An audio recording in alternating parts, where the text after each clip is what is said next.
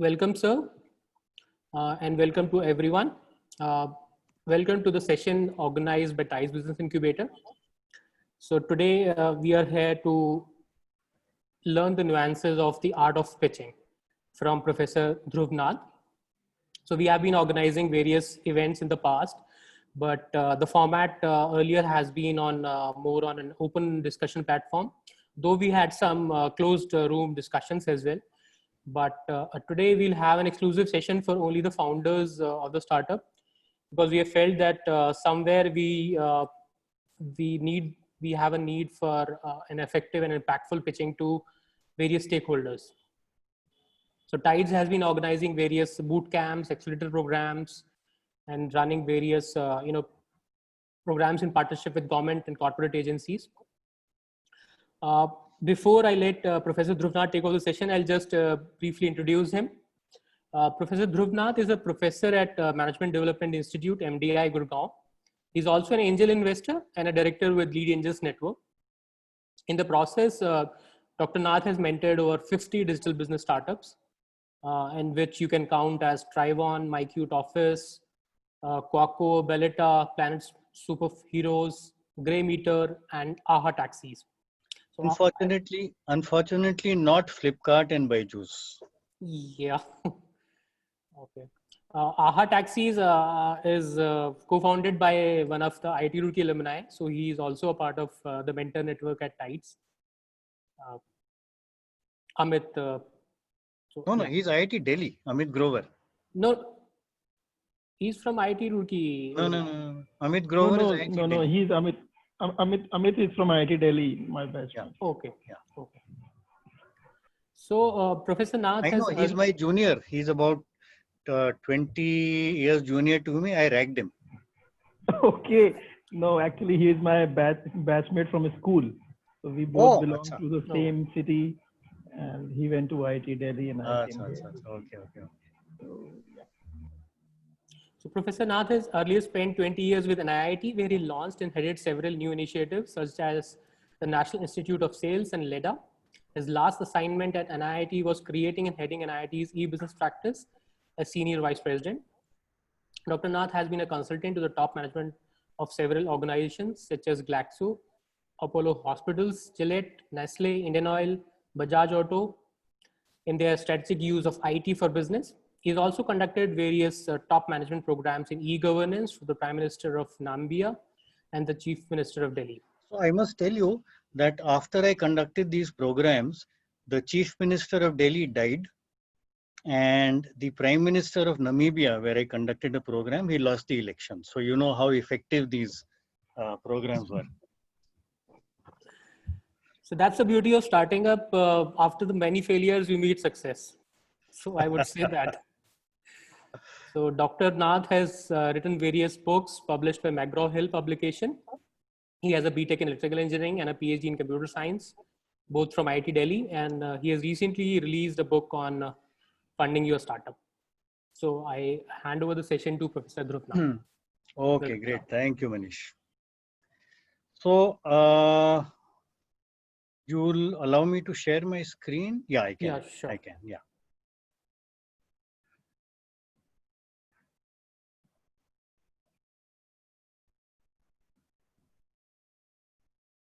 You must remember that one of the few skills that any professor has is the ability to make PowerPoint presentations, right? So I have a PowerPoint presentation, right? I must tell you, I had made a very different presentation last night. Then suddenly today, about 2 hours ago, I got a message from Manish, and he gave me a completely different topic. So in the last 1 hour, I've been trying to change my presentation. Hopefully it's okay now. Yeah. So Manish, this is what you had said? Yes, sir. The art of pitching. Yeah. Okay. So let me give you a little background.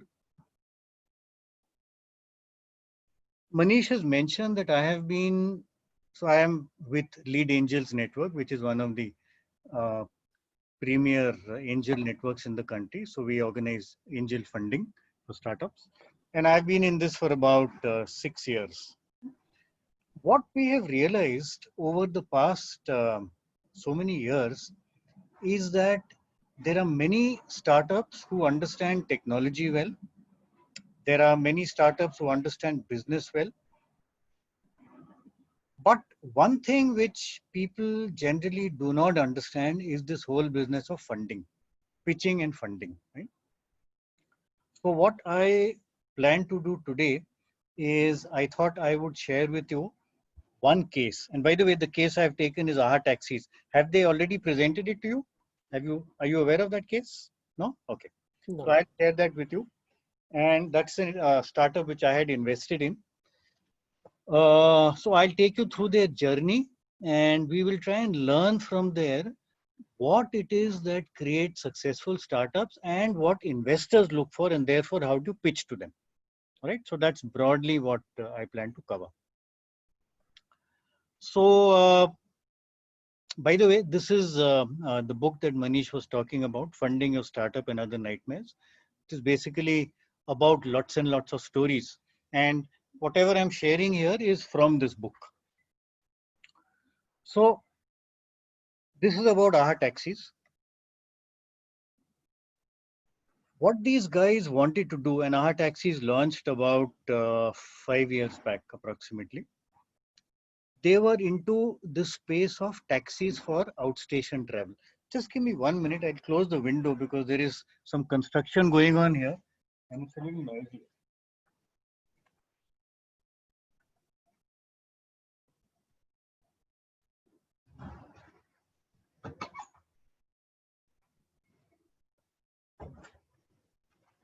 Yeah. So they said we will look at the business of taxis for one-way travel. Okay. Now, what does that mean? That means you want to go from, let's say, Delhi to Nainital, Delhi to Roorkee, and you're going one way, but you don't know when your return journey is going to be. So you don't want to get a two-way taxi. You don't want to get a taxi and get it to wait for 2 days, 3 days, 4 days. You don't even know when you're coming back. Or, you may have a train ticket one way, you want to go by train, but on the return journey, you are waitlisted. So you need a one-way taxi, right? So there are many, many situations where you need one-way taxi travel. Now, there is a problem with one-way travel. Anybody? What is the problem? What is the problem with one-way travel if you're going by taxi? The customer will pay for only one side, and the other side, if taxi doesn't get a customer, Exactly. it has to repay. Exactly. Wonderful. So, Manish, just give Avinash one virtual chocolate. Physical mein de nahi sakta, sorry. Once the COVID goes away and I come to your campus, I can give you guys physical chocolate. Still then, sorry, I can't. Okay. Sure. So, I will love to meet you, sir. So, the problem is, just hold on. Yeah, so now the problem is each taxi has a base city, right? So if you have a Delhi taxi which you take from Delhi to Roorkee, it is based in Delhi, and the norm is that you can only take the taxi from its base city, which means in this case you can only take it from Delhi. Now the problem is you take this guy one way up to Roorkee. What happens over there? Exactly what Avinash said, the taxi cannot get return fare because he cannot get a passenger from Roorkee back to Delhi. All right. Essentially, what that means is the taxi returns empty. So he says, I will charge you for two-way fare, even if you're going only one way. Okay. Which means if the one-way fare from Delhi to Roorkee is, let us say, for example, 3,000 rupees, you actually have to pay 6,000 because the taxi is returning empty. Now, that is the problem that AHA Taxis tried to solve. And the founder of this company is Amit Grover, who you mentioned is a mentor there. He's my junior from IIT Delhi. So what did they do? They did something very interesting, and this is about 5 years back, I told you. They said, we will tie up with several taxi operators. Okay. Just as, Ola and Uber have done. So they tied up with many taxi operators, except that these were outstation taxi operators, not within the city. It's outstation. Now, since they've tied up with these guys, they can communicate with them wherever these guys are. So the guy may have gone from Delhi to Roorkee, he may have gone from Delhi to Lucknow, to Jaipur, anywhere, but our taxis can communicate with them. Okay. So therefore, these people were able to provide that taxi a passenger on the return journey. Or they may not be able to provide a passenger from Roorkee to Delhi, but they will be able to provide a passenger from, let's say, Roorkee to Kanpur, and then another passenger later on from Kanpur to Delhi. So ultimately, that taxi does not have to make any trips for which he doesn't get payment, right?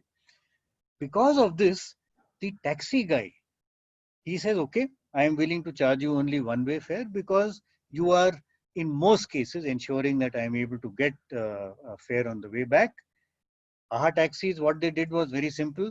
They added a commission, and typically the commission was 10, 15, sometimes 20%, and they charged the customer one-way fare plus that 15, 20%. Right?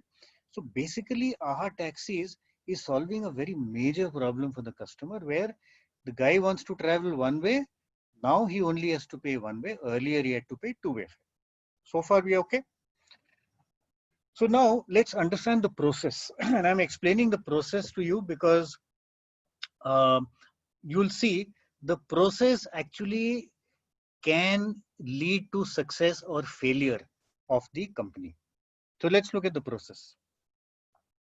The customer asks for a booking, right? Just as you will ask for a booking on Ola to go from one place in Delhi to another place, right?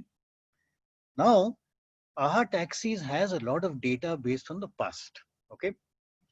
And based on that, they know, look, Delhi to Roorkee will be roughly 3,000.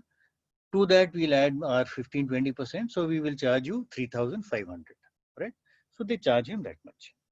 The customer does the booking. Now, AHA Taxis has to check with possible operators.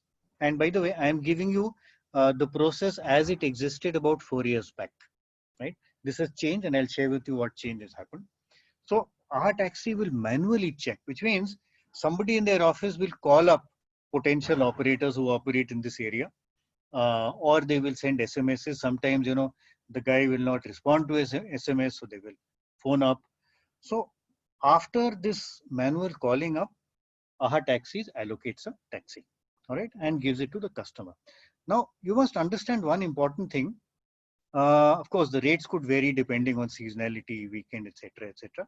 But you must realize one thing: the customer books on the spot. The customer, AHA Taxis cannot tell him, boss, I will wait for a cab to get back to me. It may take half an hour. I'll give you a booking after half an hour. No, the customer is used to Ola and Uber. He says, boss, I want a taxi. I want to get my booking right now. So AHA Taxis does the booking right now. But which taxi is going to come to him? They will let him know typically in 15 to 20 minutes. Okay, so that's the process. What I would suggest you guys do is just either check out their website, ahataxis.com, or you Google and try and locate a one-way taxi. So Google search for a one-way taxi from any one city to another city. Just take 2 minutes and do that, and let's see what you get. And then we'll get back to this.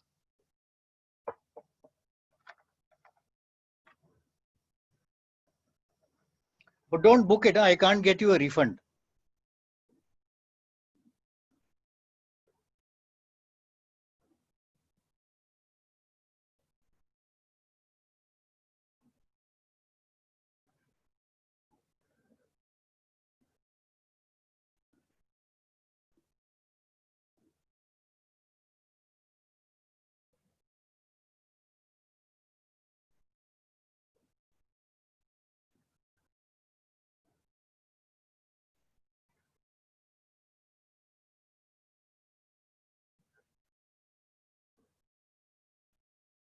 And tell me when you're through.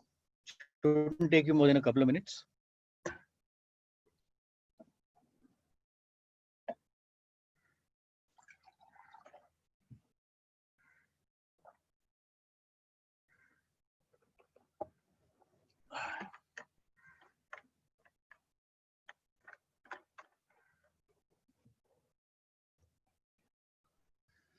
Okay, done.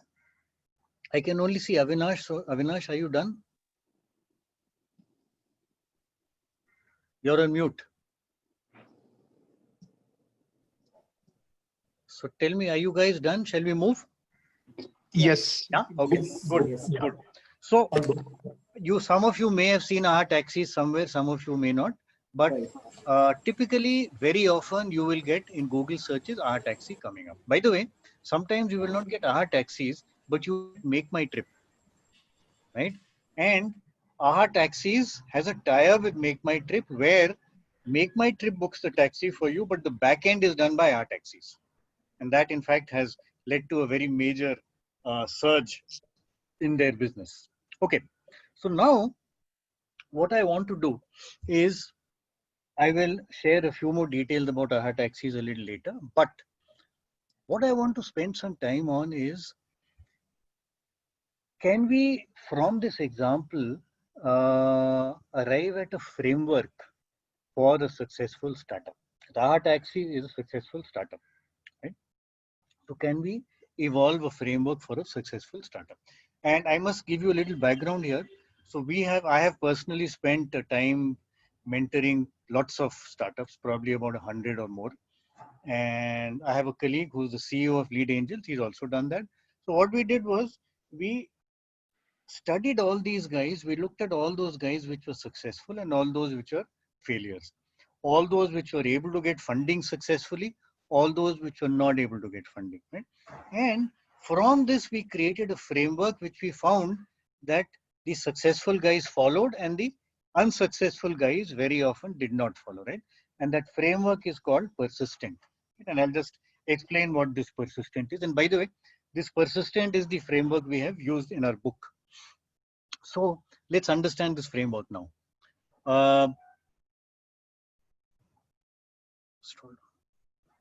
So first of all, you have to be solving a problem for your target customer, whoever your target customer is, right?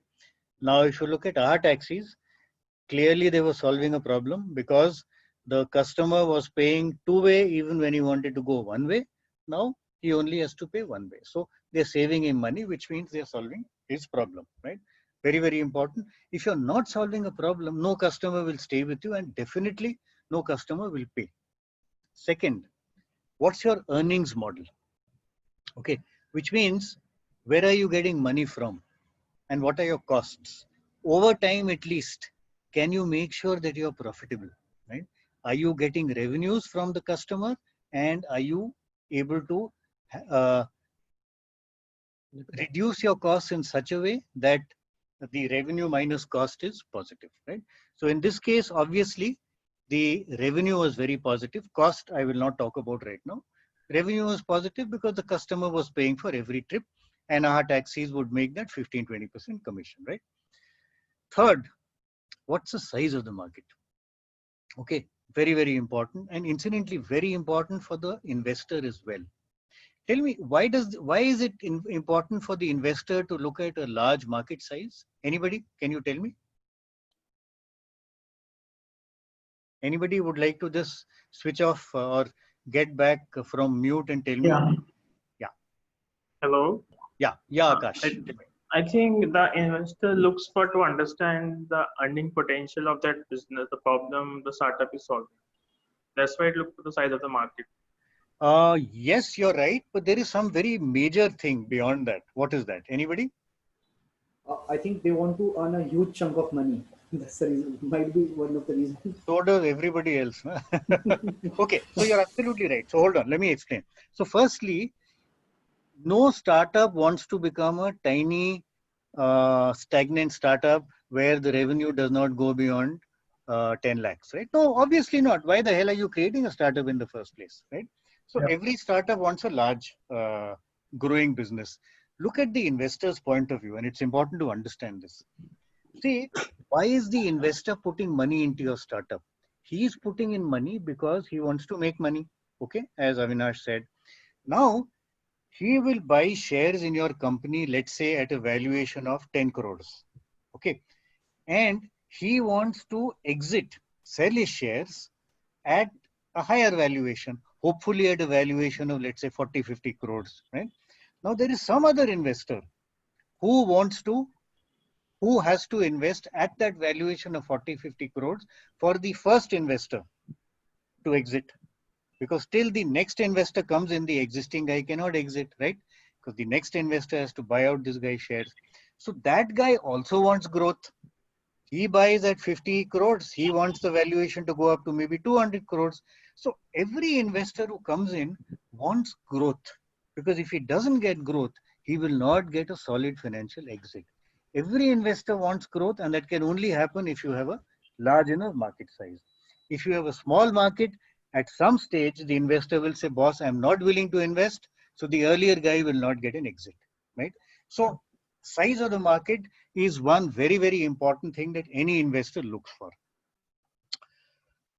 Okay, next question, scalability.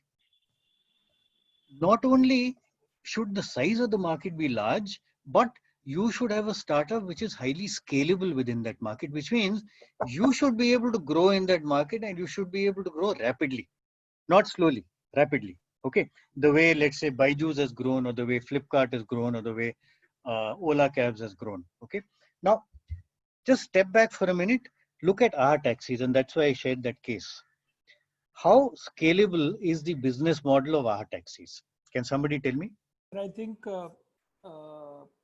the utilization use case, that the premise upon which Aha Taxi, I think it's a very limited use case. You are playing within the larger mobility space, and there is so much business within the mobility space for short haul. You know, so many. Imagine the number of times we need to solve a personal local commute problem. So fundamentally, I think just this focus kind of reduces the market. You're traveling outstation, and that too with this proposition. I think it's a smaller chunk of the market than the other players. Okay, so fair enough. So let's tackle these two separately. Size of the market may not be as large as Ola and Uber. However, please remember, in the smaller towns, Olas and Ubers are not very commonly used, right? Whereas this thing can operate from anywhere to anywhere. So actually, it's a very large market. Yes, you're right. One way is not as large as two way, but by the way, these guys were also giving two way, except that then they would charge two-way fare, right? My question is, so they won't be able to reach smaller markets because they will never be able to raise the amount of funds like Ola and Uber. Ola and Uber are much more likely to reach the smaller cities than Aha taxis. Are you saying for local travel or outstation travel? For any kind of travel. Yes, obviously, Ola, Uber are huge giants right now. Aha is a small guy. But over time, this guy has been growing, and he'll continue to grow. You're right. It's not easy to compete with these giants. I'll just come to that one issue. I want to ask this question about scalability. Just go back to the earlier slide I showed you. I talked about the process. There is something there which makes it less scalable. See, size of the market is one thing. Scalability is how quickly you can grow within that market size. Yes, sir. There is something which cuts down scalability. What is that? So I think creation of dominance. So when you will see Ola and Uber, you just book a taxi and within a minute it is booked. But in Aha Taxi, I mean, it takes a significant amount of time. And let's say if Aha Taxi does not get any of the taxi who is ready to go to specific location, in that case, the customer will be unhappy. And one customer unhappy, it means he will tell to 10 other people. So I think this is one of the problems which we have. Yeah. So one of the issues, therefore, is you need to have a large enough base of taxi operators so that a taxi is available. See, just go back to the process. Remember how they allocated taxis. What they did was the customer has booked the taxi. Now they have to allocate the taxi. Now they will manually phone up or send SMSs to all the potential operators. And then the operator will get back. Then somebody will sit there and physically decide, boss, ये 1000 charge कर रहा है, ये 1200 charge कर रहा है, ये 1100 charge कर रहा है, 1000 वाले को लो. Okay, there is a very large amount of manual involvement. And you know, businesses which have a large manual involvement are tougher to scale, because the moment you try to become larger, you need more and more manpower, you need more and more infrastructure, more and more space. So the more automation you have, the more technology you use, the more scalable in general your business will be. And therefore, Aha Taxis as of now, as of about 4 years back, I'm still giving you a 4-year-old story, is not a very highly scalable business. Okay, but how they became scalable, I'll come to separately. So what they did was they said, okay, we have to get out of manual mode, right? Now, this was the earlier model, right, where they would phone up or SMS the likely taxi operators. What they did now was they said, okay, we will develop an app, and every taxi guy will have a smartphone. He will download our app. The moment we have a request, the moment we have a booking which has come in from a customer, automatically a message will go to all these apps. All these apps in those taxi operators who operate in that region. Obviously, if there is a guy who's operating in the Bangalore region, he will not get a message for the Delhi-Roorkee trip, right? So then the taxis bid for the ride, which means the taxi operator, he then says, okay, I will charge $1,000, I will charge 1,100. There is no manual involvement from the side of our taxis, which means the system automatically selects a taxi, no manual involvement, which means to make it more scalable. Okay, so please remember one thing. If you can increase automation, you're making your startup far more scalable. Right? So I'll just get back to our model. And incidentally, I don't know if you noticed this persistent, I'm building up the word persistent, right? I got PESS. Now I'll add a few more words. So let's look at the next issue. What is the risk? I think one of you mentioned this risk. One huge risk is if Ola or Uber decides, my God, outstation travel is a great opportunity we are getting in. Now, obviously, if there is a huge guy who's getting in, it's not going to be easy for our taxis to operate, right? So you have to look at risks. Similarly, if you are in a fintech startup, RBI can tomorrow create a completely new set of rules, and therefore your startup may have a big problem. So what you need really in any startup, and incidentally, whatever I'm telling you is also what investors look for. What you need in any startup is an entry barrier. Entry barrier is what? How do you prevent your competitor or a potential competitor from coming in and killing? That's an entry barrier. Okay. By the way, one very good entry barrier, not in the case of our taxis, but one very good potential entry barrier is if you have an innovative solution. For example, if you have a patent, right? And I suspect some of you would have patents. If you have a patent and you have a strong patent, which is maybe international, then that is tougher to copy. That becomes an entry barrier for the other guy who wants to enter. So anyway, let's look at entry barrier in the case of our taxis. Initially, the entry barrier in the case of our taxis was very low, and you people have rightly said that. Over time, what happened? First of all, the app-based bidding system became some kind of barrier, because if the other guy has to start competing with our taxis, they have to create a similar app-based system, right? Which will take them time. See, an entry barrier can never be permanent. It can only give you time. So you have to be 4 months, 5 months, 6 months, 1 year ahead of the next guy, right? So the app-based bidding system, which was completely automated, gave them some kind of entry barrier. This became a significant entry barrier. Why? Tell me why. They scaled up. And by the way, about 1 year back, last time I checked, they had approximately 25,000 taxi operators. Why does this become an entry barrier? Anyone? So with scale, something called as economies, network effects start to help the.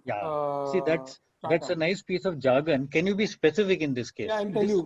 So network effects, what will happen is like it becomes easier. Like really giant companies like why is WhatsApp or Uber is valuable? Just because sheer number of people using it, so the network becomes more valuable for all of us. Yeah, but why our taxis? You're right. You're absolutely right. But why our taxis?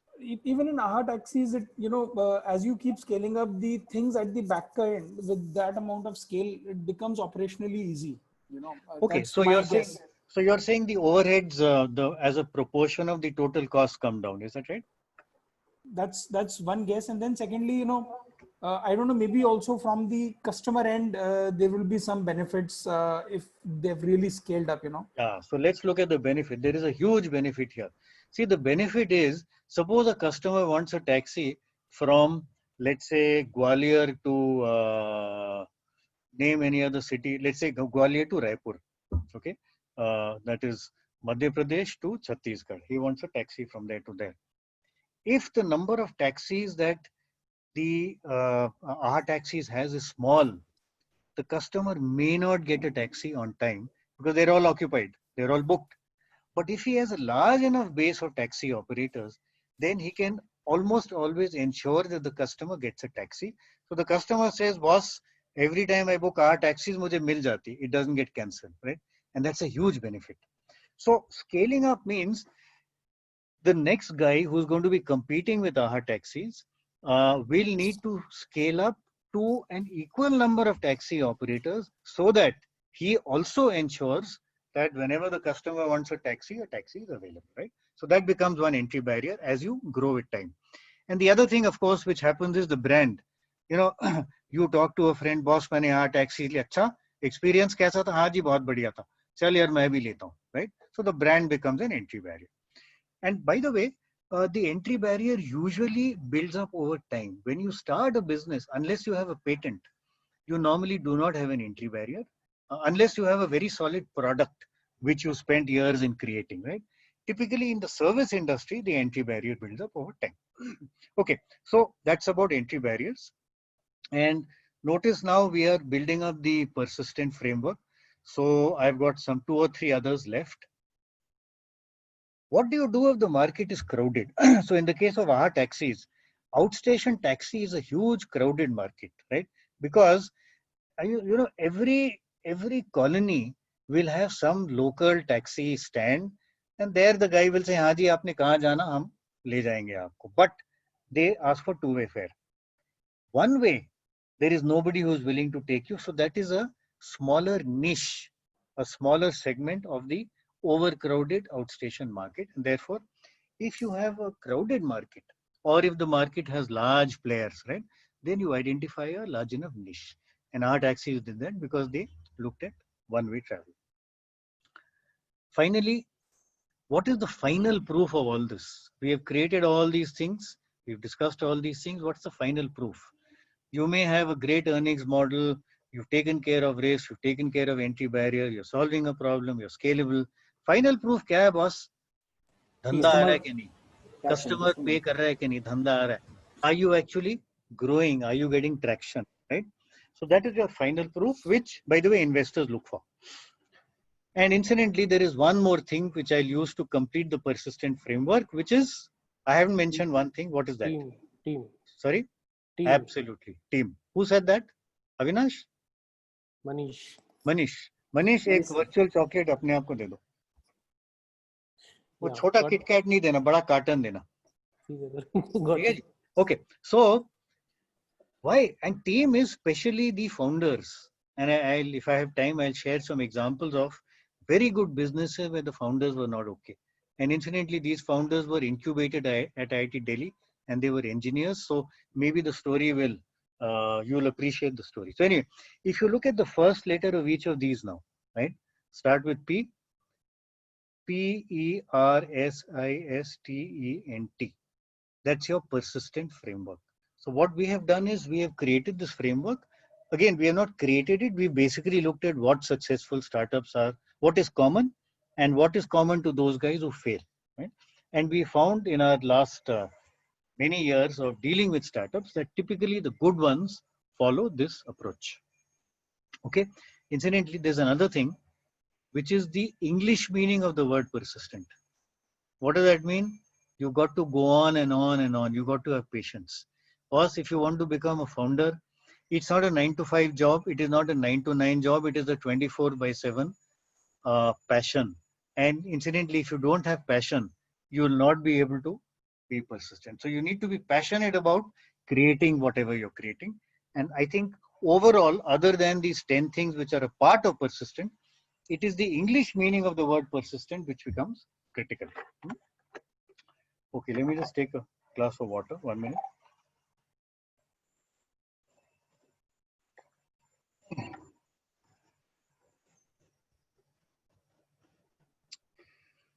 Yes. So now I have looked at startups, right?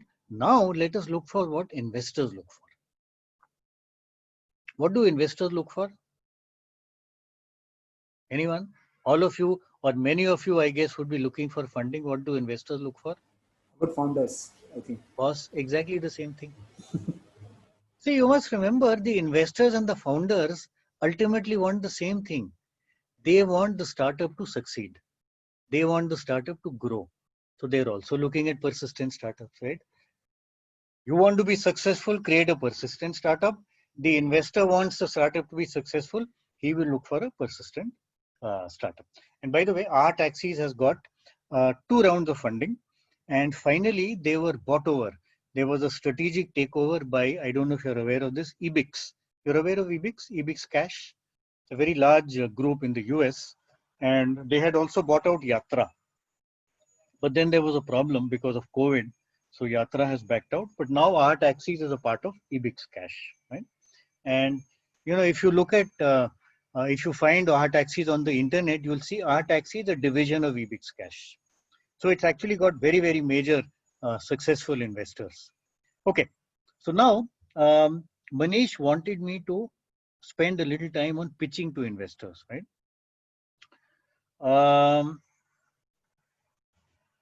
These are topics on which we can spend days, but let me at least try and spend the next 10 hours on this. So what should the pitch to investors include? Very, very important. What should it include? Tell me, anyone.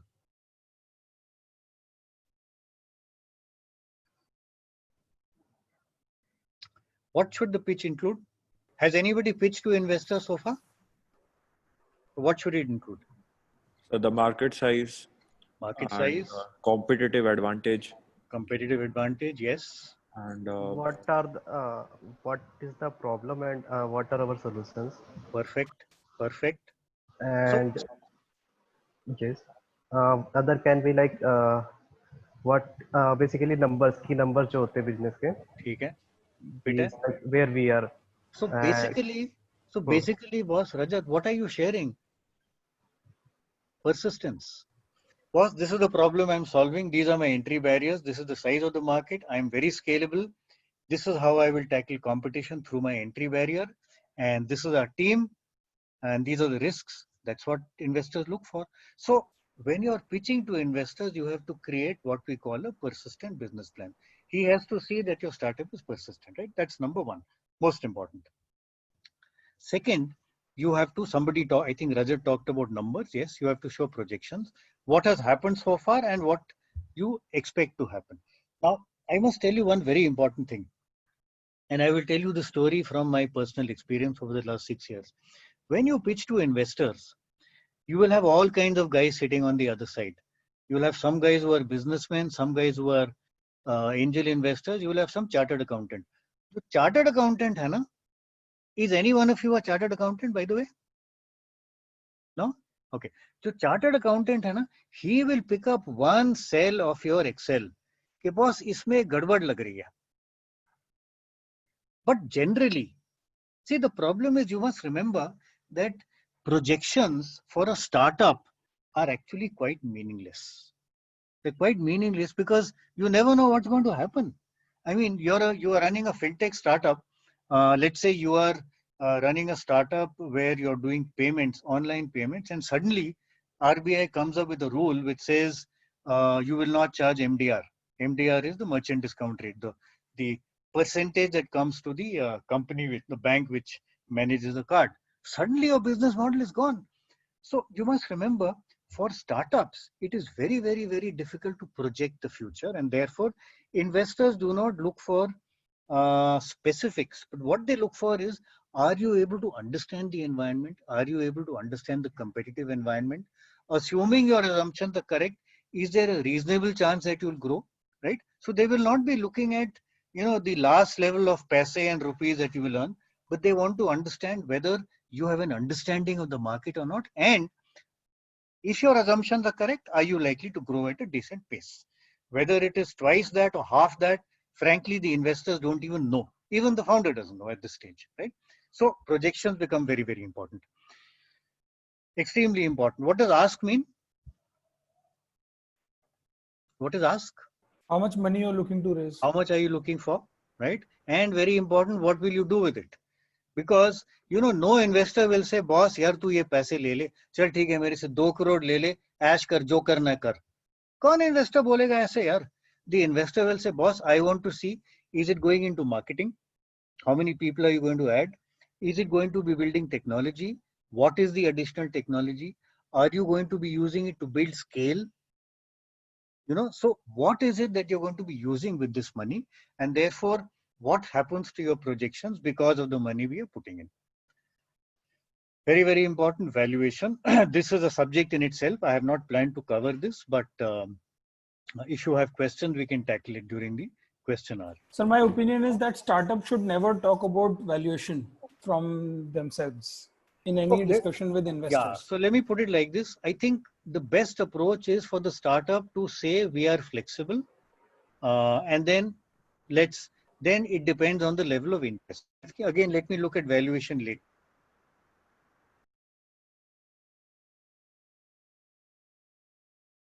Slides in your pitch. 10. 10. Most pitch sessions will give you, some pitch sessions will only give you 2 minutes. Will give you only.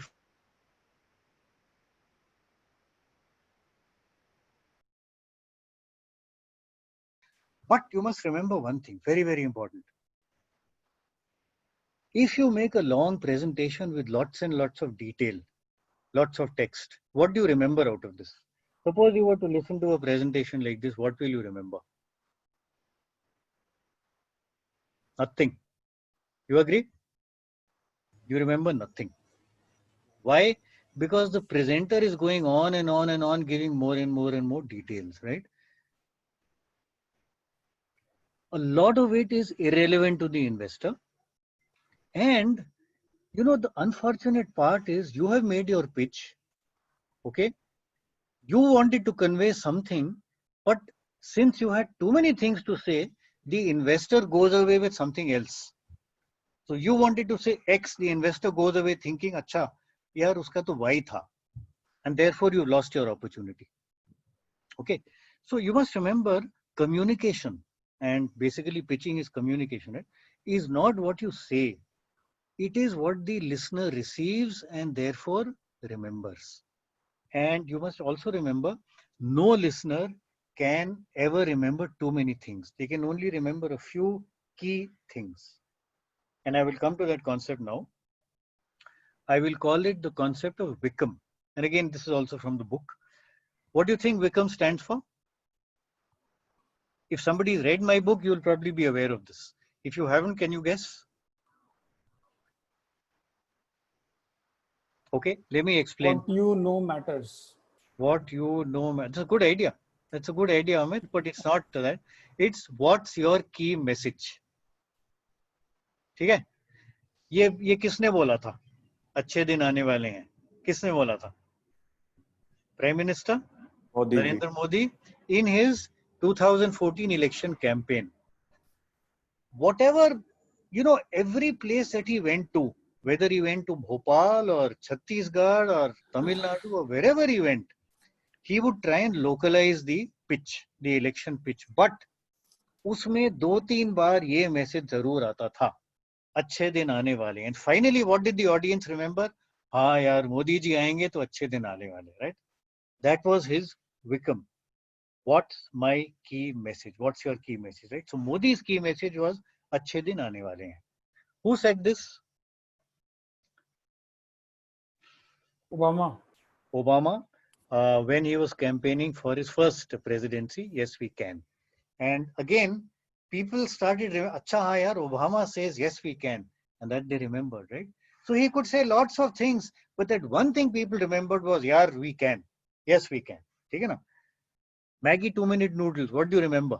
2 minutes? Kuch bhi aur 2 minute mein ban jayenge. And that has been a catchword, right? You look at the Fevicol series of ads. What do you remember? It's a series of ads, right? What do you remember? It sticks. even if it's a shadow, it will stick, right? Whatever you do, it sticks. There may be 30 people on a tractor, but अगर उस tractor पे फेविकॉल का add लगा हुआ है तो 20 के 30 लोग ट्रैक्टर पे डटे रहेंगे, गिरेंगे नहीं. What is the message you get? Fevicol sticks, right?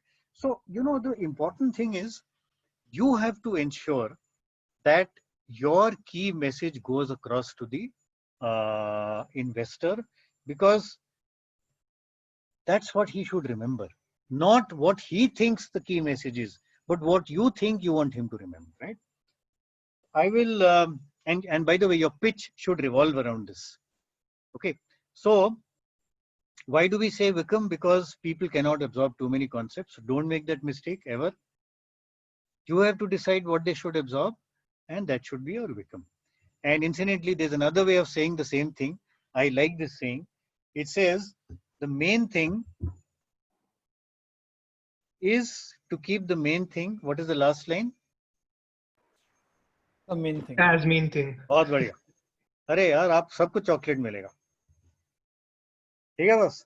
So the main thing is to keep the main thing the main. Boss, please remember, human beings cannot absorb too much. वो बीच में उसका investor का phone call आ रहा है, SMS आ रहा है, WhatsApp message दे रहा है, बीच में शायद अगर बीवी का मैसेज आया तो anyway his mind is elsewhere. You have to ensure कि बॉस ये मेरे 2 या 3 की मैसेजेस हैं, these have to go across. Okay, just take examples. What is the key Vikram of AHA Taxis?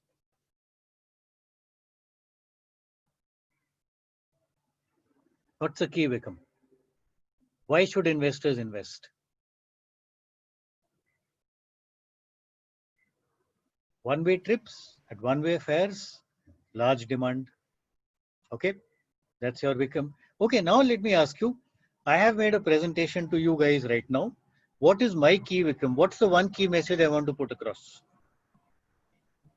Persistent. बहुत बढ़िया. सार्थक को 2 चॉकलेट. ठीक है बस. So, you know, please remember, देखो मेरी 45 मिनट्स की पता नहीं कितना टाइम हो गया. हाँ, 1 घंटा हो गया. 1 घंटे की प्रेजेंटेशन है. अगर मैं 50 चीजें बोलता, आपको उसमें से 4 या 5 चीजें याद रहती. That's it. बट मैंने बार बार वही चीज बोली है. Why? Because I want you guys to go home कि हाँ यार मेरे को persistent framework बनाना है और मेरा जो इन्वेस्टर है उसको भी यही चाहिए. And that's the one message I want you guys to carry home, right? What's your Vikram? Okay, so anyway, this is my book, and by the way, in case some of you are interested, that is the link. That's the link to Amazon in case you want to buy. This is my email ID in case some of you want to get in touch with me. Although I must tell you, it's not, I mean, right now I'm a little busy, but sure. Generally, I do respond and we can have a chat if you want to discuss your own startup. So this is all about the presentation. I think I will end here. And what we can do is, if you have questions, then let's take them right now. Yeah. So what I'll do is I'll just stop sharing so we can all be on the screen. Yeah. Mani, ज़्यादा time तो नहीं ले लिया? Sir, I would say it was really engrossing and you cut it midway. I was thinking that midway. You cut it midway. I was expecting more. Yeah, right. अच्छा, तो वो फिर एक और session ले रहा हूँ. I think usually जो 1 and 1.5 and 115 minutes की usually classes होती है ना, तो उसकी एक आदत पड़ गई थी. अच्छा. तो वो अभी ऐसा लगा कि mid break हुआ. नहीं, मैं इसीलिए that's why I want to tackle questions. If somebody has specific questions or somebody has questions about their startups. So I think Sarthak's hand is up. Yeah. Yeah. One thing that I want to know is, let's say, Sarthak, you have to show me your face first. Sure. I'll just switch on my video. And photo नहीं, photo तो कोई ऐश्वर्या राय की भी लगा दे. Nee, that's what we do at Invite, but that is separate discussion. So one thing that I wanted to know was AHA Taxis. What is the model? Because is it B2B or is it B2C? Or because that's a very common term that is being used across investors or when we pitch products. So how do you tell what is it? Is it a B2B startup or is it a B2C startup? Okay. So when AHA Taxis started off, right, 4 years back, plus 3-4 years, they were a purely B2C player. because B2C means what? Business to consumer. Right. Right. So B meaning AHA Taxi is the business and C is the consumer, because you saw, I mean, I asked you guys to Google, each individual can just Google and, locate a one-way taxi from AHA Taxis and book it, right? So that's a B2C business. But what has happened interestingly now is they have been acquired by Ebix Cash. Okay. Ebix Cash is a very large B2B player in the travel space. Right. They have a very large number of companies, corporates, right? Okay. And suddenly our taxis is now being made available to Ebix Cash also, to their corporate customers. So now they are in both. They're both in B2C and in B2B. And incidentally, I must tell you, most successful businesses will keep pivoting. They will keep changing their business model. So today, this is their business model. 2 years down the line, it may be completely different. Yeah. So they're both B2B and B2C. Okay. I must tell you one more thing. You haven't asked that question, but I must tell you something which investors normally look at. Investors normally are more keen on B2C startups because the scalability there, assuming your business is scalable, is very high. Market size is very, very large. Right? B2B, they are more keen on if your startup can be taken abroad. If you have a service or a product which can be taken abroad, then the market size is very large. But if it is B2B, which is purely within India, I'm not saying you will not get investors, but that's a slightly lower priority for them. That's what we are experiencing at current point of time. That's exactly. So I get it. Right now, what you're experiencing is COVID. But I must say, if you have the right startup, Aajkal na, at Lead Angels, we are investing in huge numbers. But for the right guy, you get the right guy, we are getting oversubscribed. Our members are very, very keen to subscribe. But you're right, B2B in the Indian context is not easy. There's another problem in the Indian context. B2B, you're working, I guess all of you understand working capital. So working capital cycles are normally very long. आपने service दे दी, product दे दिया, वो 3 महीने बाद pay करेगा. Right? And that investors are very scared of. That's right. If that guy does not pay or delays it by 2 more months, now suddenly you don't have cash. What do you do? So which is why B2B is, I'm not saying it doesn't get invested in, but it's preferable if you have something which can be taken international. That's right. Thank you. Yeah. Anybody else? Hello. Yeah. Hi. Who's that? Hello, sir. My name is Akash. I'm a startup. Akash, I need to see your face. Right now, I can see a big A. हाँ, शक्ल दिखा यार. डरता क्यों यार? मैं इतनी दूर बैठा हूँ. क्यों डर? नहीं, no, sir. Okay. So actually, we are into development of new battery technology. Sorry, new? Battery technologies. Okay. Currently, we are working on sodium-ion batteries. There's alternative to lithium-ion batteries and lead-acid batteries. So my question is regarding scalability of business and how an investor look for in a B2B markets, scalability of us B2B businesses. We develop the technology and we sell our sodium-ion cells to, let's say, EV manufacturers or some mobile manufacturers or some other gadget manufacturers, some small equipment manufacturers. So how somebody go to automation of first, how to go towards scaling that business and how automation can help? No, wait, you asked lots of questions. I think you started with how does the investor view this, right? Yeah. My first question is how the investor views as, is a B2B business. So let us tackle that. So you have a new kind of battery. What is unique about your battery? We are developing our whole battery using materials which are found in India. So it will be a cheaper battery, but give similar performance. So it is cheaper than the existing lithium-ion battery? Yes. And but it's similar. Cheaper? Okay. Almost 30%. 30%. Okay. And your target segment is EV and mobiles? Initial target segment is for small applications like toys, emergency lights, or maybe UPS or inverters. Okay. And then further develop technology for EVs, but initially Okay. small. Okay. Okay. So let me because these are all very different segments. Let's tackle them one by one. Okay. So first of all, let's look at EV. In the last 1 year, 1.5 years, there is a phenomenal amount of interest in EVs. Phenomenal interest because everybody Yes. knows was petrol, diesel is not a long-term solution. Ultimately, it will have to be electric vehicle, right? So it's a very, very clear direction. However, the problem here is that the infrastructure required for EV is not easy to get because, just for petrol, diesel, you have petrol pumps all over the place. Even when you brought in CNG, people were reluctant to have CNG vehicles because I had a CNG vehicle and there were only a few pumps where I could go. So I had to go out of my way. And even there, I had to wait for 10 minutes or 15 minutes in the queue, right? So it was not very comfortable. So the infrastructure for charging today is not there. That all of us know, right? It will happen at some stage.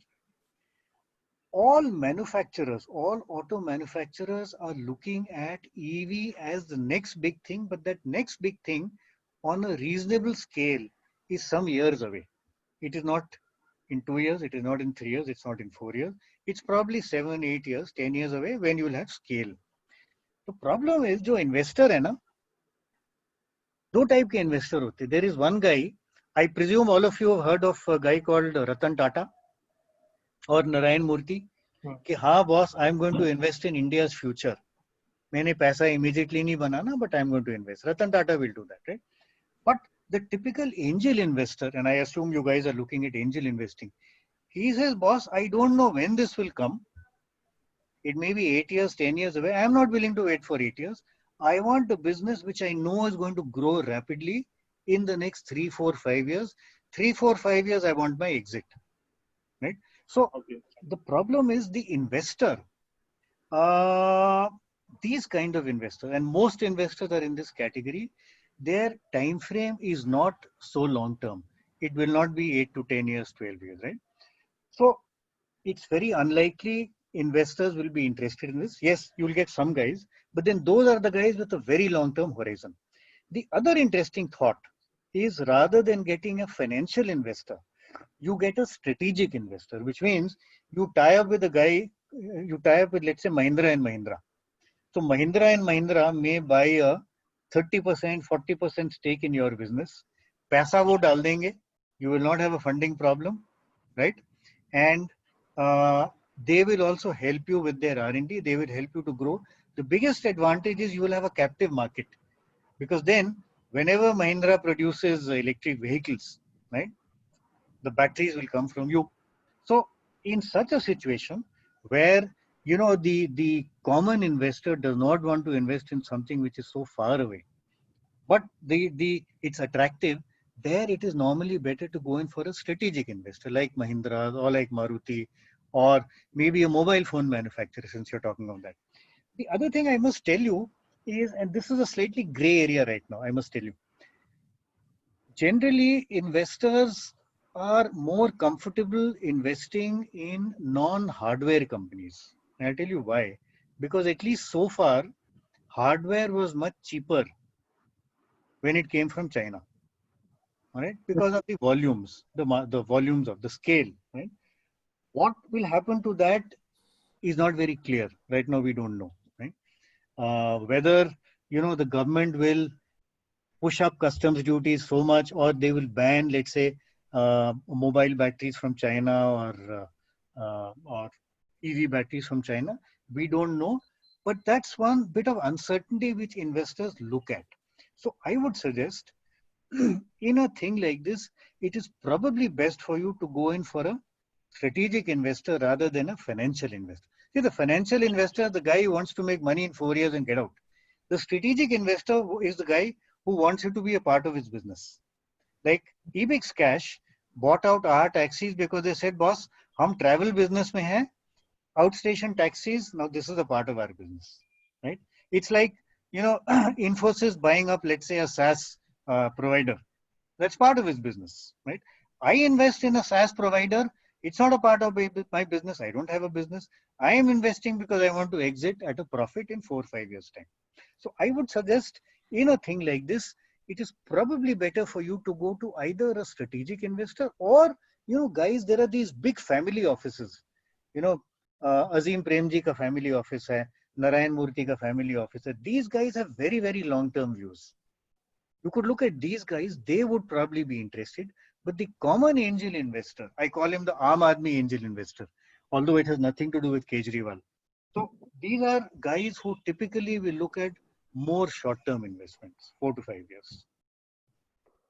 Right? Thank you, sir. Okay, great. Anybody else? Sir, this is Amit Pathak this side. Amit. Sir, you mentioned a point about projections. सब लोग बनाते हैं projections, along with slide deck. वो जाते हैं revenue के numbers. तो अब जैसे हमने भी बनाए थे projections में बड़े high 3-year projection बनाया कि हम लोग को $500,000 अभी दे दो, अभी जरूरत है, मतलब we need $500,000 investment right now, and then we will do a revenue of 3 crores in year 1. Year 2 में we need another approximately $1 million investment, then we'll do a revenue of 20 crore and another $1.5 million in year 3 and we'll do a revenue of 60 crores. अब ऐसा business plan, what is your ऐसे projection? मैंने बड़े high level पे बताया, 20 tab वाली Excel sheet है, उसका मैंने 2-line summary बताया है आपको. देखो ऐसा है Amit ji. Frankly, like I said, nobody knows what's going to happen even 1 year from now or 2 years from now. Right? What the investor wants to see is कि देखो, have you understood the business or not? Are you making completely unrealistic projection? मैं example देता हूँ. There is one company we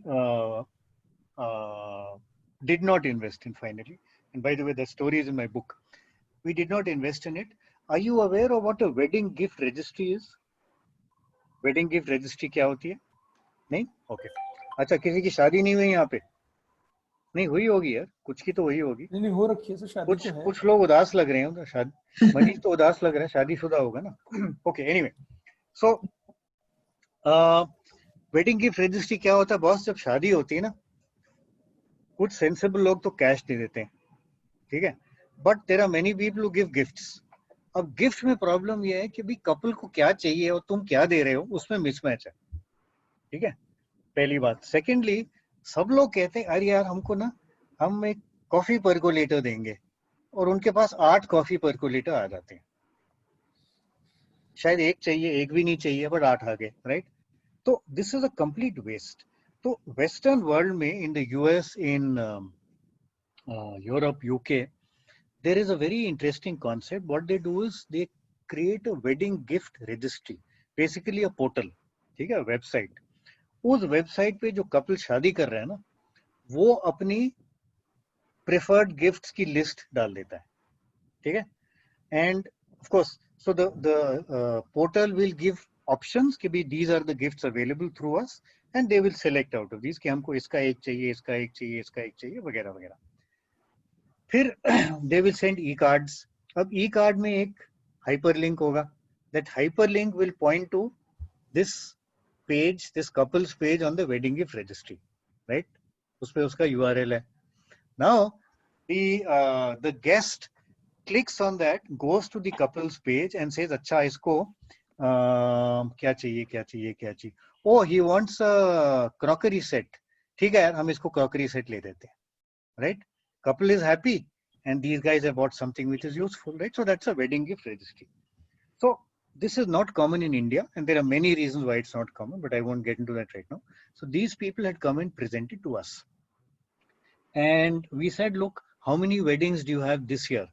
Now, unfortunately, when they presented to us, it was, I think, July, and the wedding season in India, at least North India, is typically winter, right? Which means roughly November to about Feb, mid-Feb, right? उसके बाद साया नहीं होता, गर्मी हो जाती है, etc., etc., etc. So they said, look, this year we've only got 4, but because the season is on us and we cannot really, do too much more. But next year we are projecting 1,000. We said, hang on, boss. This year you have 4. How do you reach 1,000 next year? They couldn't explain it to us. There's no way in hell they can reach 1,000. 30 maybe, 40 maybe. खूब solid marketing करी, खूब solid referral करे तो 50 maybe. 1,000 कहाँ से लाओगे यार? So, the problem is इनकी जो projections थी, they were so unrealistic because you must remember 2 things. Either the investor will get the impression that the guy has not really understood the business, or he will get the impression here this founder is trying to fool me. And both are equally bad. In fact, trying to fool me is worse. यार ये मेरा बेवकूफ बना रहा है, इसको तो किसी हालत में पैसा नहीं देना. तो you must be able to, whatever projections you make, I don't have a problem, but you must be able to defend that projection. कि भी मेरी ये assumption है, and realistically I think ये हो सकता है. The investor may say कि ठीक है यार तुम 50 crore बहुत unlikely है. My guess is you will not reach beyond 25-30, but that's okay. But if the investor feels कि यार तुम 2 से आगे नहीं पहुंच सकते हो, तुम कहो नहीं जी हम 50 करेंगे, then you have to convince the guy. And if you can't convince him, you lost the battle, right? So your projections have to show that you understand the business and they should be realistic. But at the same time, they should not be too low. If you say, नहीं boss, हम हर साल सिर्फ 20% grow करेंगे, investor कहेगा, यार फिर मैं HDFC Bank में share market में खरीद लूँ. Why the hell should I invest in your company, right? So please remember, investors are looking for high growth. So you have to give high growth assumptions, but realistic, and you have to be able to defend it. That is it. Thank you. Welcome. Hanji, anybody else? Sir, hi, Avinash here. Avinash, yeah. Hanji boss, bolo. Yes, sir. यार तूने mask भी पहना हुआ घर के अंदर? Oh no, I'm in the office. Oh, okay, that is why. So yeah. So sir, particularly I'm working in a hardware space, and particularly we are developing a product which is innovative and a patent pending technology. So as compared to the traditional turbine, it is the wind turbine over here which we have. It is effective, and this technology is currently. I couldn't hear you. Just say that again. There is an aircraft going above me. Okay. So as compared to the traditional turbine currently in the market, our turbine is bit effective and it is able to work in the lowest of wind condition. So lowest of wind condition. Wind condition. Yeah. Oh, okay. Wind turbine. Yeah, wind turbines. Okay. So this is a complete hardware product.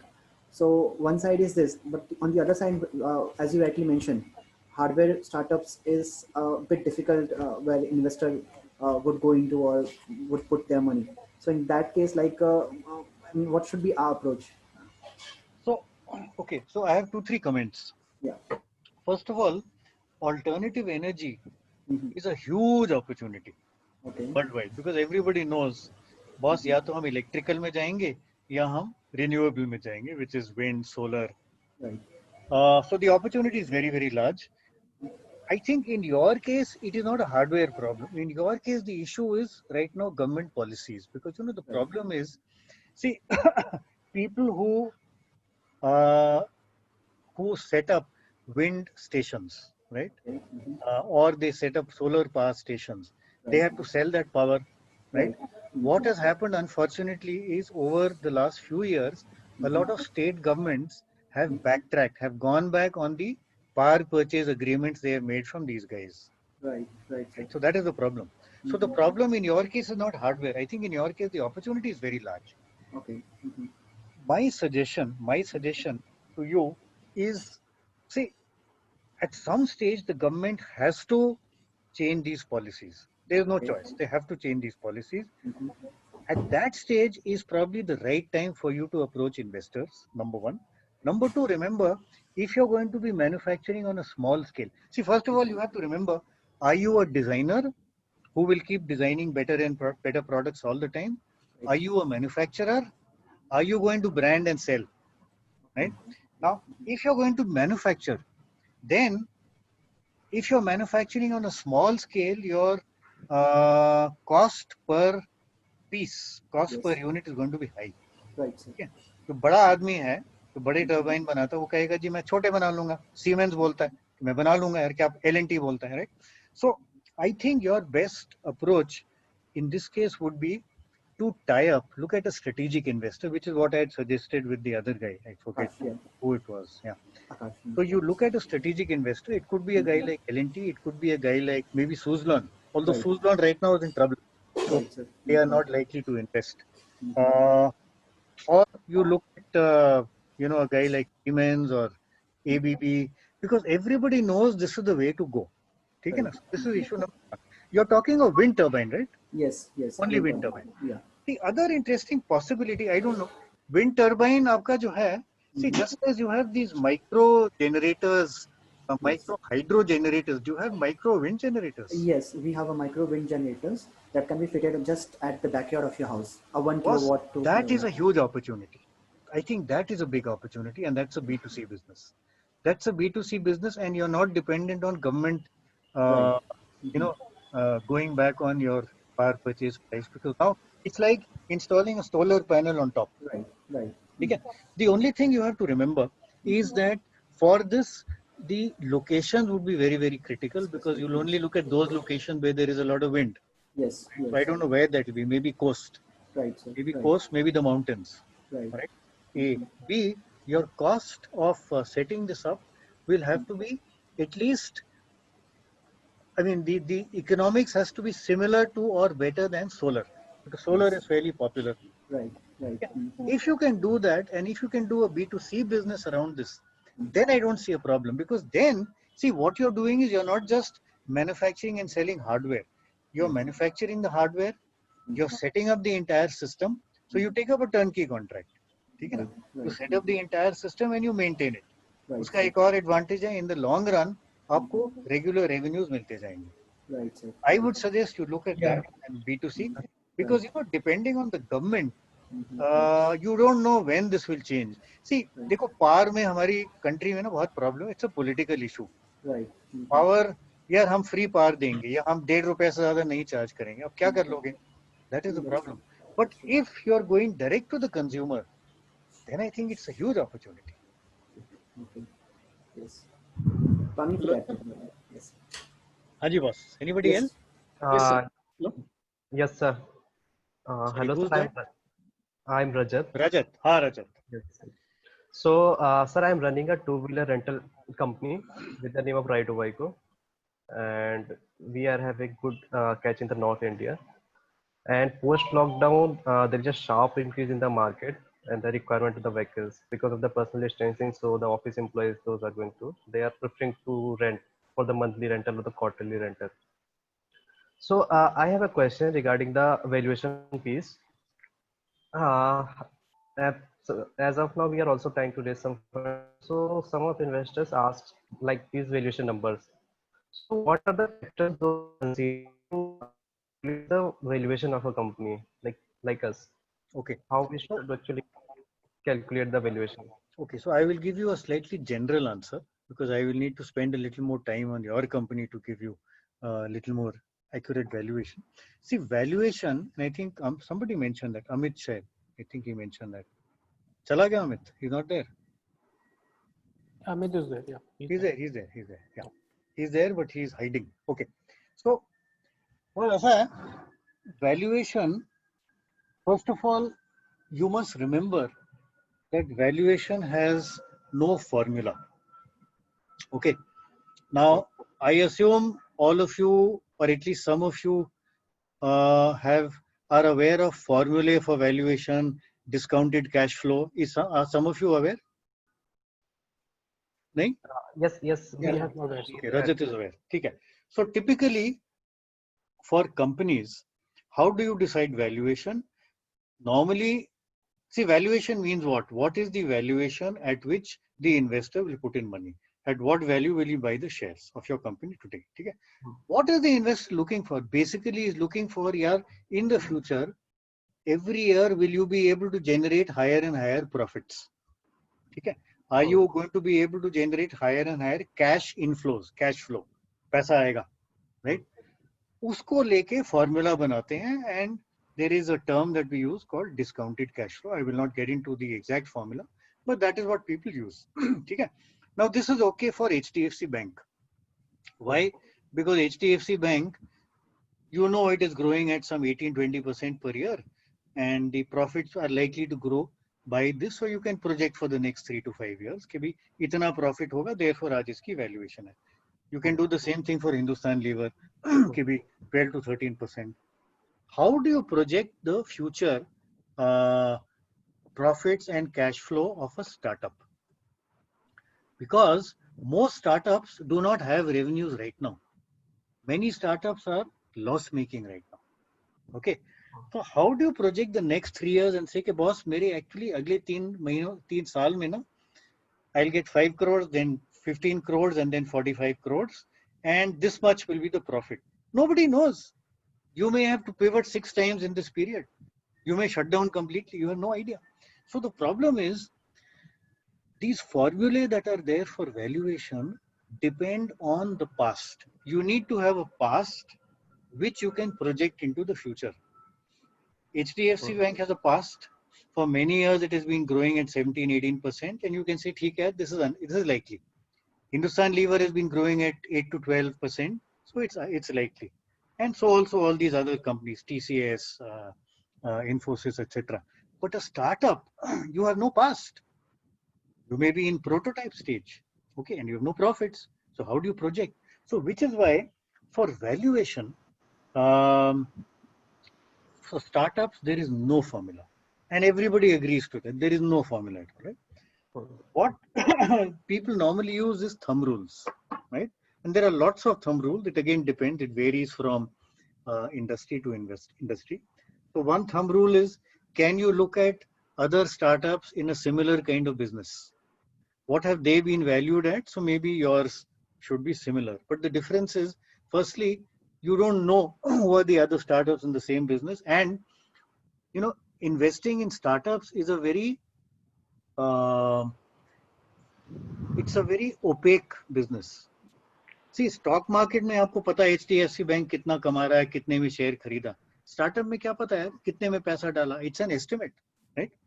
So that is the problem. So normally one thumb rule that many people use, and that's a fairly common thumb rule, is by the way, if you have a pre-revenue startup, you have no revenues at all, and you don't even have a successful prototype which somebody has already paid for, in today's times, it is not easy to get funding, irrespective of valuation, right? Because people are looking for traction, they're looking for proof. If you've shown a prototype and you have some customers, then typically your valuation is somewhere in the region of 3 to 6 crores, 3 to 5 crores. Okay. If you have decent level of revenues, then your valuation can be anywhere between 6 and 10 crores. Okay. And of course, depending on the amount of revenue you have, it can go up. But I must give you a couple of comments here. Firstly, शुरू में don't worry too much about valuation. Boss, अगर आपको पैसा चाहिए grow करने के लिए या अपना product बनाने के लिए, तो लो पैसा, कम लो, but low, because otherwise, somebody else will have the same bright idea and there'll be lots of other people with the same bright idea. He will get funding, he will grow, you'll be killed. So if you need the money to grow, to build an entry barrier, to build your product, you should take the money, even if the investor offers you lower valuation, but then take lower amounts. Don't take 6 crores at a valuation of 10 crores, because then you sold off all your equity. Don't do that. Take maybe 1 crore, right? एक साल बाद 3 crore और ले लेना. That is number one. Number two, so because there is no formula, you know how valuation is normally finally decided. COVID times में थोड़ा different है, but pre-COVID times and post-COVID times, you know how it is decided. एक बार में जाते हैं, okay. So you have the investors, you have two investors sitting on one side, and you have the 2-3 co-founders sitting on the other side. हाँ बोल, sir हमारा 15 तो होना चाहिए. क्यों? He tries to explain. Boss, आपकी स्टार्टअप में 5 से ज्यादा हो ही नहीं सकता, किसी हालत में नहीं हो सकता. कोई बात नहीं, आराम से सोच ले.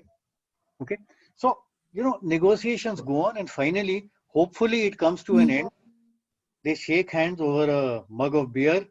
Chal yaar, 7 crore. That is how valuation discussions happen. Unfortunately, there is no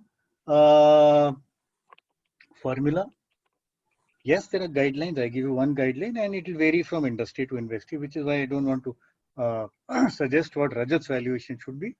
But ultimately, it is negotiation based. If you are attractive and you have investors chasing you, you'll get a higher valuation. If you are chasing investors, valuation comes down. So that's the sad story of valuations. Okay, thank you, sir. Any example of someone where you have seen investors chasing the startup? In your personal experience, I would be happy to hear a few examples. Yeah. So I'll give you one example. Stories, sir. Yeah. So I'll give you one example, and this is a startup we have invested in, and this is a very interesting case, by the way. It is a company called Planet Spark. Planet Spark has been started by two co-founders from XLRI, Jamshedpur. Okay? And what they did was they Manish Dhupar and Kunal Malik. Yeah, how do you know them? Manish Dhupar is my classmate, batchmate. यार मैं जिसका नाम लेता हूँ किसी न किसी का classmate होता है. But he's a very smart guy. By the way. Yeah. Very smart guy. Kunal is also your batchmate. Then? I don't remember Kunal, but Manish, because the name was synonymous, so that's why we. Manish Dhupar, correct. So Manish Dhupar they started an interesting startup where they said we will create a semi-digital tuition center. Okay? And they tied up with Oyo Rooms, and they said, यार आपके जो residential area में अच्छी properties है ना, वहाँ हम एक room लेंगे and we'll give you a share of the revenue. And kids will come there, and they had some digital content, and they had a workbook, and they had a mentor. So बच्चे वहाँ आते थे, खुश रहते थे, सीखते थे, वगैरह वगैरह. They wanted to raise money, and they went to Indian Angel Network. Indian Angel Network is the oldest probably. उन्होंने कहा बॉस आपका अभी बहुत early stage है, हम ज़्यादा valuation देंगे नहीं, हम आपको 3 crore का valuation देंगे. So ये बहुत इन्होंने क्रिप किया, नहीं सर बहुत कम है. ठीक है यार, नहीं चाहिए मत ले. तो फाइनली ले लिया थोड़ा सा amount. Then in 1 year he was able to raise a valuation, further funding, and that's when Lead Angel also funded at 10 crores. ठीक है. अब क्या हुआ है, कोविड हो गया, right? कोविड के बाद people have realized digital is the way to go, right? People are sitting at home. Suddenly these guys have moved into extracurricular. So they have things like painting, they have things like music, they have things like robotics, programming, वगैरह वगैरह. And now they are becoming the market leader in anything to do with extracurricular learning for young kids. Young kid मतलब up to class 8. ठीक है. अब वो startup funding अब एक और round raise करने जा रहा within I think 1 more year. I can't tell you the valuation, but he told me तुम यार मनीष के दोस्त हो ना, उससे पूछ लेना. But it will be at least roughly 4 to 5 times the earlier valuation, because now investor is interested कि boss ये तो market leader बन रहा है, and there is a huge opportunity, right? So sometimes when you start, you are not able to get funding at the valuation you want, but थोड़ा ले लो, grow, prove yourself, then you have investors starting to chase you. This guy investors are chasing him. But please Manish को बताना मत कि मैंने ये figures बताए, कुछ ये सारे confidential है. Very interesting, sir. मारेगा मेरे को. Definitely. Sir, COVID में you said COVID में the fundraising decision making behavior is very different. पहले बाहर जाके beer पी के हो जाता था. अब कैसे हो रहा है? What's your? हाँ, beer तो नहीं पी सकते हैं. नहीं, घर में बैठ के beer पी सकते हैं. घर में. But वो negotiate. See, okay, beer was just an example. Basically negotiation होती है. Formula नहीं होता है, negotiation होती है. Again, it is demand and supply. If you are very much in demand with investors, you will get a higher valuation. But अब Zoom पे होगा. Now everything, all beer will be over Zoom or over Google Meets or Microsoft meeting or whatever. Microsoft Teams, sorry. Right? But investor behavior has changed in one way. Today, see, a lot of investors have lost money. Firstly, because many of them are businessmen, their businesses are in trouble. Secondly, the investments they have made. So a lot of investors invest. I also invested in a company which is into co-working space. All those guys are closed. So suddenly the investors saying, boss, hang on, मैं तभी invest करूँगा अगर आप मुझे traction दिखाओ. You remember my persistent model? Last चीज मैंने बताई traction. Show me growth. And if you can prove that you were able to get some traction and survive through COVID, then I like you. I know you're a fighter. I will invest in you. So today, people are asking for more and more proof. That's all. Otherwise, if you're in good space and the opportunity is large, paisa bahut hai. Koi problem nahi hai. We just yesterday we had a call with a very interesting guy in the agriculture space, and he's probably going to get much more than he asked for, probably a few crores. Why? Because people say, yaar, ye to bahut badhiya business hai. Very good margins, already profitable, हम तो पैसा डालेंगे. So जहाँ अच्छा startup हो, पैसा आता है. यार, I mean, सुंदर लड़की हो तो obviously लड़के आएंगे ना. स्वयंवर. हाँ, but only thing is लड़की जो है एक ही साथ करेगी, whereas startup में multiple investors आ सकते हैं. Sir, I am one more question. Huh. Hello. Is my voice clear? Okay. Yeah. So your voice is clear, and you will get a good valuation because your hairstyle for a tech guy is good. मतलब the investor gets the feeling तुम्हारे पास बाल काटने का time नहीं है. That also the reason is COVID, so like not. Don't tell him that. Don't tell him that. Okay. So sir, my question is, investor is more interested into operational profitability or the revenue? Higher the revenue? Because once upon a time, you know, in the year 2001, you had the .com boom, right? Everybody said we want eyeballs, we want visitors coming to our site. Dhanda kahin se aa jayega, don't worry. That crashed. Then, after the 2008 Lehman crisis, right? Then it became revenue at any cost. It doesn't matter. Yaar, dhanda le aao, revenue le aao, profit kisi stage pe ho jayega. Ab problem ye ho rahi hai, many of these very large companies, they've grown rapidly, but they are loss making and they are in deep trouble. Oyo Rooms is in very bad trouble. Forget COVID.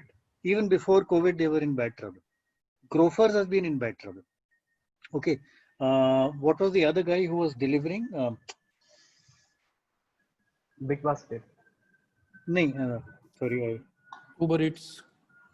Many of these guys, you know, Super Delhi. They're lost. Super Delhi is doing well. In fact, Super Delhi was our investment. We had invested in Super Delhi, and ultimately, I think it was bought over by Sanjeev Bikhchandani, Naukri. Right. So today, investors are saying, boss, now we don't want revenue at any cost. Aap aaj profitable nahi ho, we don't mind, but you have to show us a path to profit. So you have to show us your burn. You know what burn is? Monthly burn, which is the amount you're burning up, cost minus revenue, right? You have to show your monthly burn as coming down. Yes, you have to show growth, but you have to show your monthly burn is coming down. If it is not coming down, if it is static or it is going up, we are not interested. So aaj ki date mein things have changed to, yes, we want growth, but not necessarily with profits, because many startups, many of you will still be loss making. Not a problem. I want to see a path to profitability somewhere, and not in the next 15 years. Somewhere in the next 2 years, you have to show that you'll get to break even, and after that, you'll be profitable. See, the other thing that investors look for is what we call unit economics. Your unit economics has to be profitable, which is when you sell one unit, on that you have to make money. If that is negative, then you can never be profitable, because the more you sell, the more you lose. Sir, I have a question. How much longer are we carrying on? It's now 17:38. या तो dinner organise कर लो मेरे लिए, मनीष. दंजो को दे दो, उसको मेरा address पता है, वो दे देगा. ठीक है सर. और मैं रुड़की तो आऊंगा नहीं यार आज रात को डिनर के लिए. बाद में चाहे आ जाओ. Definitely sir. एक दो और क्वेश्चन ले लें. हाँ, maybe let's have one more question. Yeah. Yes, sir. Sir, I'm Pratul. We are based on IIT Roorkee. So we are trying to develop some healthcare products, advanced healthcare products based on automated systems. So I have a question regarding the, pitch we are, when we are pitching to an investor regarding the competition part, like competitive advantage or edge. So like as a healthcare setup, as a person, we're trying to develop healthcare products. So we are mainly we are looking for competitive advantage over sensitivity or limit of detection over the price or the affordable price. Sorry, what is the product? Like, let's say we have a product which can detect cancer, and the limit of detection is very high, so that we can say that at which stage of cancer he is there, and at the same time it is affordable test. So like when we are looking for a competitive advantage, like we have the companies in all over the world, they are going for let's say like we can this with this much surety we can say that you have a cancer. So like within a short span of like 5 to 10 minutes, will be able to convince the investor that we have this advantage? No. So okay, so let me explain. So first of all, what you're doing, if you are unique, if you are different, it's a very major opportunity.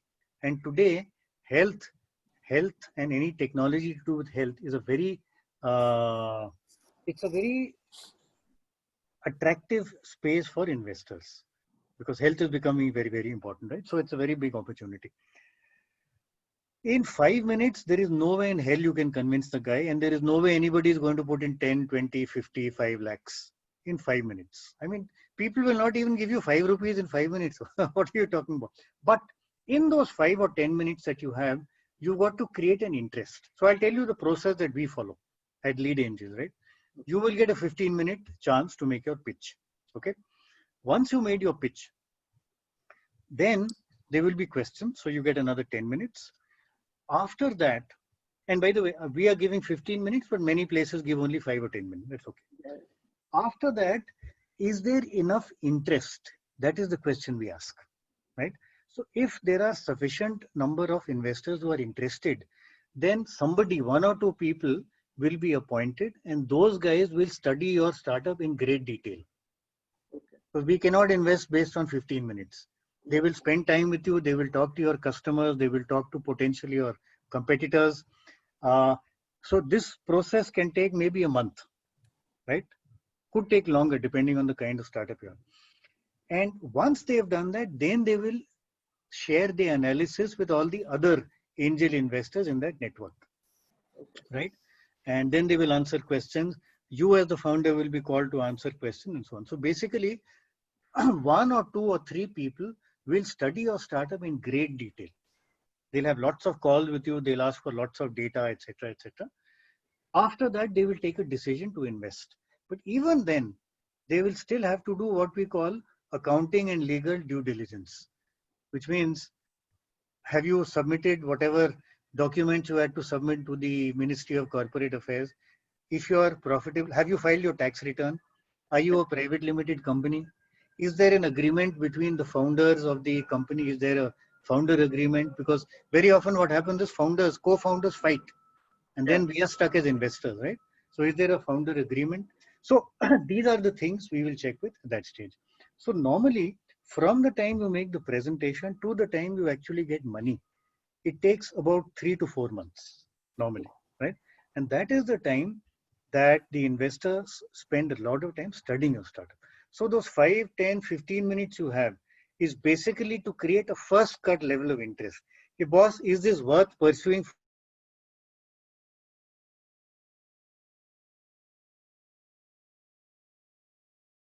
Other will not.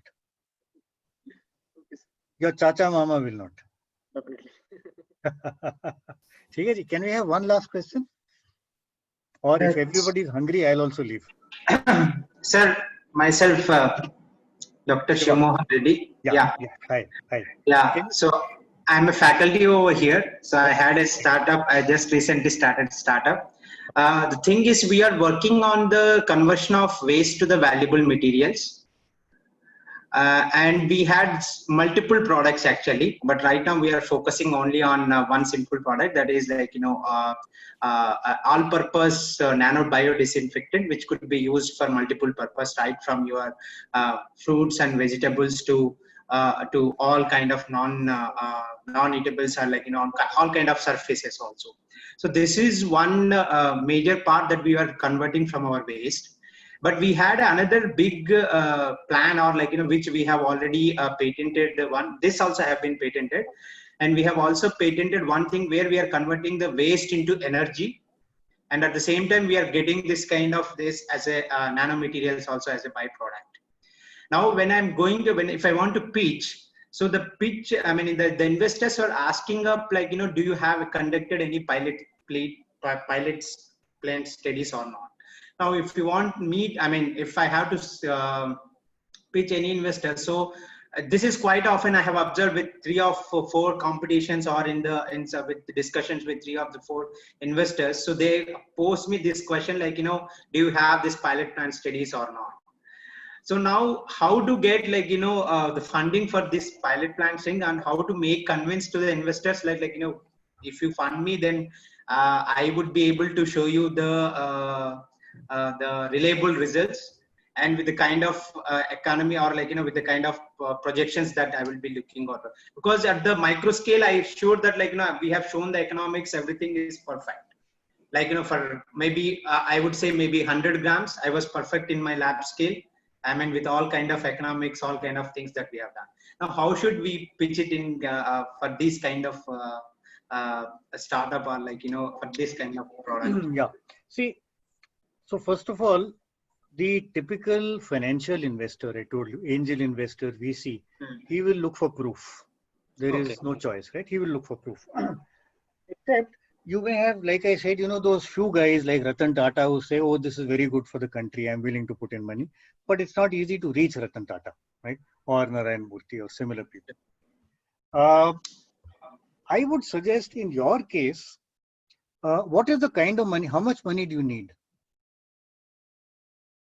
At least require, I would at least require nearly 1 crore to have for pilot plant. Okay, that's a fairly large amount.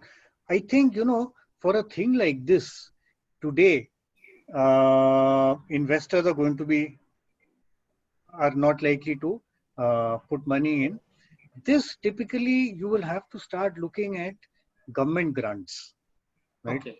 And there are a lot of government grants available for different areas which help the country.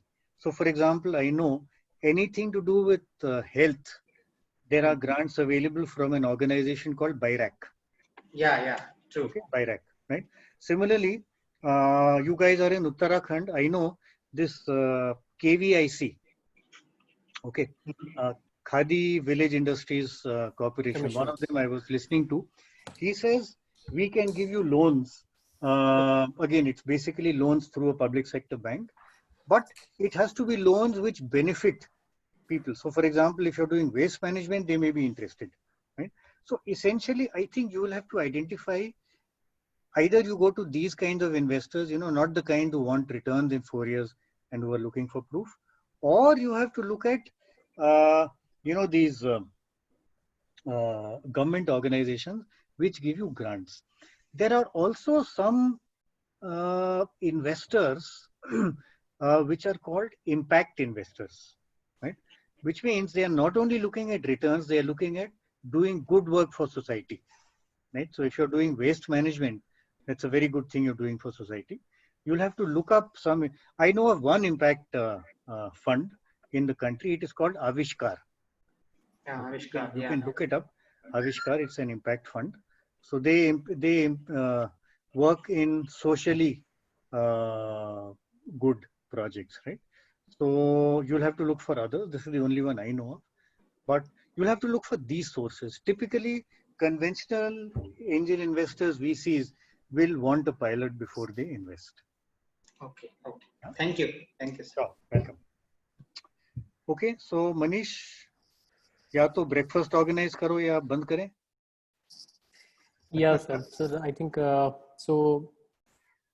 think there are many more questions that people would want to answer, but at this stage we'll just conclude the session. So one last question that I had was hearing the startup founders. So at times the founders fear of sharing their technical knowledge or technical idea with the investors or various stakeholders. So how much should they detail or explain the technical knowledge that or innovation that they are coming up with in their startup? So if all that the founder has is an idea, it is anyway not an entry barrier because anybody else can pick up the idea, not an issue. Yeah. No, investors normally do not want to get into detailed design. They normally don't. They just want to make sure that what you have works. Okay, what you have works, customers are willing to pay for it, right? So you do not have to share that level of detail, not required, provided you can convince the investor that yes, this thing works and I have customers, right? Unfortunately, there will be a few such cases where the investor is in the same business and he wants more and more and more detail. But देखो boss, बड़ी simple बात है. See, in a 15-minute presentation, you can't get too many details anyway. Yeah. उसके बाद में, if this guy keeps asking you questions and the founder is not smart enough to figure out कि यार ये मेरा design चोरी कर रहा है, then that founder should not be running a business anyway. You are able to find out, right? Yeah. Genuine investor जो है वो question ऐसे पूछ रहा है कि भी show me the viability, show me proof. People don't normally ask. So I have never faced this kind of situation, but I have faced this question very often. So it's more from the part of the founders. So they shy away from sharing those details. So that's what I've You felt. don't need to share the last level of detail. Nobody wants that. You don't need that. So if you're, so for example, if you look at Avinash, who's creating, I think, turbines, you don't have to share all the schematic diagrams, all the blueprints, all the bill of materials. कौन बोल रहा है? मत बोलो, मत. You have to basically convince them that this turbine is more effective, more energy efficient, is cheaper, probably will last longer. That's what they want to know. Yeah. So घबराओ नहीं अविनाश, मैं तुम्हारा डिजाइन नहीं चोरी करूंगा. I would love to see you. I mean, meet you again and talk on this. Sure. See, if you guys want to contact me, LinkedIn, I'm there on LinkedIn, or you can pick up my email ID if you want. Or you pick up the book. You'll get all these. You'll get many more stories from the book, and maybe that's a good. Go through the book, then you contact me. That may be a better idea. Or by the way, I must also tell you, जो मुझे उसमें से royalty मिलेगी ना, I will treat all of you guys. Because I don't want the royalty. I'll treat all of you guys, but after COVID, not during COVID. Yeah. So, thank you, sir. It was really an engrossing session, and I personally enjoyed the session a lot. Yeah. Probably, I think every one of us will remember the persistent framework and the what's your key message framework. So it will help us a lot in preparing our presentations or pitching sessions better. And would love to have more such sessions with you. Sure, most welcome. So for the benefit of all our startups and other innovators. Sure.